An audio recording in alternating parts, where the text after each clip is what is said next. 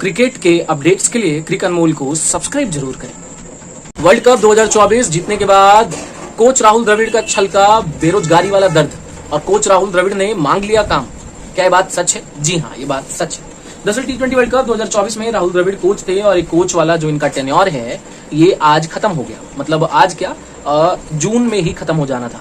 1 जुलाई से भारत को नया कोच मिलने वाला था और नया कोच 99.9% कंफर्म है कि गौतम गंभीर होंगे, जो कि श्रीलंका टूर से जो आई थिंक 17 तारीख से या 27 जुलाई से 17 जुलाई या 27 जुलाई से आई थिंक 17 जुलाई से चालू होगा और जिसमें T20 और ओडीआई सीरीज खेले जाएंगे। तो वहां से गौतम गंभीर कोच हैं। मतलब राहुल द्रविड़ का जो रिटायरमेंट है वो हो चुका है। और मैं आपको बता दूं, राहुल द्रविड़ 12 करोड़ रुपए लेते थे, आई थिंक 10 करोड़ रुपए लेते थे 1 साल का। उनकी जो पूरी कोचिंग की फीस थी बीसीसीआई से। और 2022 में राहुल द्रविड़ भारत के साथ जुड़े थे। 2022, 2023 और 2024 का आधा साल एक तरीके से, मतलब 2.5 साल तक थे। 2.5 साल में राहुल द्रविड़ ने बीसीसीआई के कोच होने के नाते मेरे ख्याल से 25 करोड़ रुपए कमाए होंगे। उसके बाद जब ये राहुल द्रविड़ द बॉल एक लेजेंड बन गए हैं, क्योंकि भाई वर्ल्ड कप जितवा दिया आपने कोचिंग में, ये जब रिटायर में हो गए और जब मीडिया से वर्ल्ड कप के जीत की खुशी में पूछा गया तो इन्होंने मजाक मजाक में ही सीरियस होते हुए मीडिया से कहा कि I'm unemployed from next week, any offers. ऐसा कहा उन्होंने कि मतलब मैं अगले हफ्ते से अनएम्प्लॉयड हूँ, बेरोजगार हूँ, क्या आप लोगों के पास कोई ऑफर है? मतलब राहुल द्रविड़ काम मांग रहे थे और मीडिया के लोगों से। ऐसा मैं नहीं कह रहा, ऐसा इंस्टा पे कमेंट्स आ रहे हैं, ऐसा इंस्टा पे बहुत बड़े बड़े और दिग्गज पत्रकार लोग भी कह रहे हैं। तो मुझे लगता है राहुल द्रविड़ ने सच में काम मांगा था। और क्या होता है ना, जब आप पहली बात तो वर्ल्ड कप जिता दिए हो, आपका नाम बड़ा हो गया है। और राहुल द्रविड़ यार अपने जमाने में एक बड़े क्रिकेटर थे और बैटिंग मानना पड़ेगा उनको। देखो, कोच अच्छे नहीं होते तो यार वर्ल्ड कप कैसे जितवा देता वो बंदा। 2024 में वर्ल्ड कप जीत गए तो जाहिर सी बात है कोचिंग अच्छी की तभी तुम वर्ल्ड कप जीते। एज ए कैप्टन वो कभी सफल नहीं हो पाए, लेकिन एज ए कोच जो उन्होंने किया वो मानना पड़ेगा। और जिस हिसाब से सेलिब्रेट कर रहे थे वो वर्ल्ड कप जीतने के बाद ट्रॉफी लेके, वो जमुनानगर का गुंडा लग रहे थे भाई।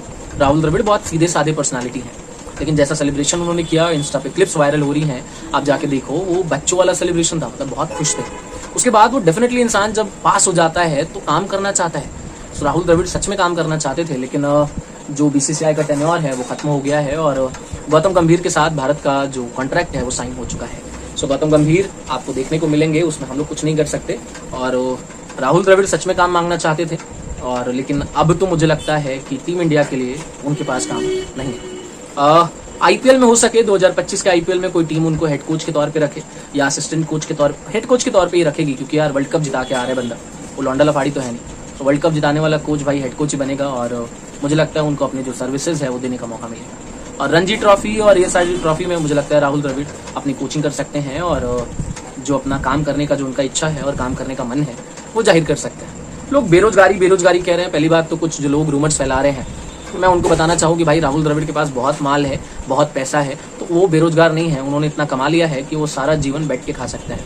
लेकिन एक इंसान होता है, उसको काम करने की इच्छा होती है, पैसा भले ही कम ज़्यादा मिले। तो टीम इंडिया से तो उनका जो टेन्योर है वो खत्म हो चुका है, लेकिन आईपीएल में, रणजी ट्रॉफी में, डोमेस्टिक में, फर्स्ट क्लास में, इन सारे जगहों पे जाके राहुल द्रविड़ जो है वो खेल सकते हैं या अपना कोचिंग का जो ज्ञान है वो प्रदान कर सकते हैं।